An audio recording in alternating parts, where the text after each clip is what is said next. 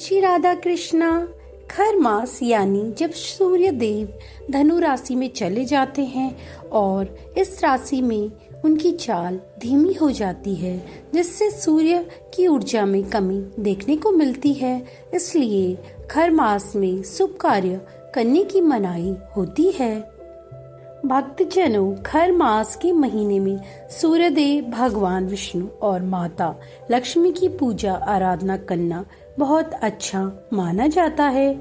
लेकिन कई लोगों के मन में इस तरह का संशय रहता है कि हम खर मास में पूजा कैसे करें, इस समय में तुलसी की पूजन करें या नहीं।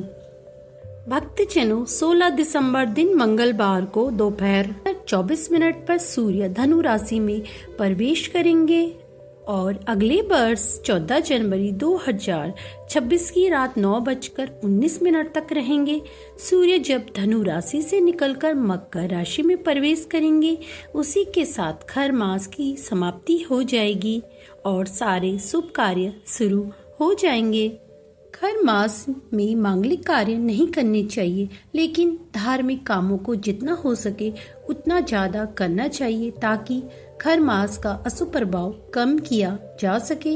इस दौरान तुलसी की पूजा जरूर करनी चाहिए।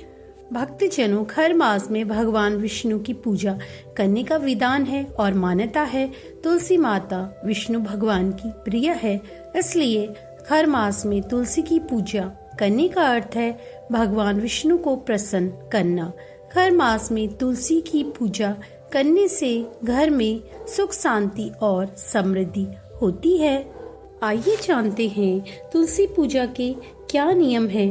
खर मास में तुलसी को दीप दान, जल दान और धूप दान दिया जा सकता है, लेकिन खर मास में तुलसी पर कुछ चीजों को अर्पित करने की मनाही है, जैसे सिंदूर, कोई सुहाग की सामग्री अर्पित नहीं करनी चाहिए। पूजा करते समय पत्तों को नहीं छूना चाहिए, ऐसा करने पर तुलसी का पौधा दूषित माना जाता है। भक्तजनों, अगर आप खर मास में तुलसी का पूजन कर रहे हैं तो दीपक बाती जरूर करें, लेकिन तुलसी के पत्तों को हाथ न लगाएं और ना ही इन पत्तों को तोड़ें। खर मास के दौरान पड़ने वाली एकादशी, मंगलवार, रविवार के दिन तुलसी के पत्तों को ना तोड़े, साथ ही इस दिन जल अर्पण भी नहीं करना चाहिए। ऐसा करने से माँ लक्ष्मी रूठ जाती हैं और घर में नकारात्मक ऊर्जा का प्रभाव बढ़ने लगता है। भक्तजनों, हमें तुलसी पूजन ब्रह्म मुहूर्त में किस प्रकार करना है, आइए जानते हैं। खर मास में तुलसी पूजा ब्रह्म मुहूर्त में उठकर करनी चाहिए। ऐसा करना बेहद शुभ माना जाता है। पूजा करने के लिए सबसे पहले एक पात्र में गंगा जल युक्त जल लें, फिर तुलसी के माता को स्नान कराएं। इसके बाद तुलसी के पौधे के पास दीपक जलाएं। घी के दीपक जलाकर उनकी रोली, चावल और हल्दी से पूजा करें। पूजा श्रृंगार करने के बाद तुलसी जी के सामने बैठकर मंत्रों का जाप करें और क्षमा याचना मांगे।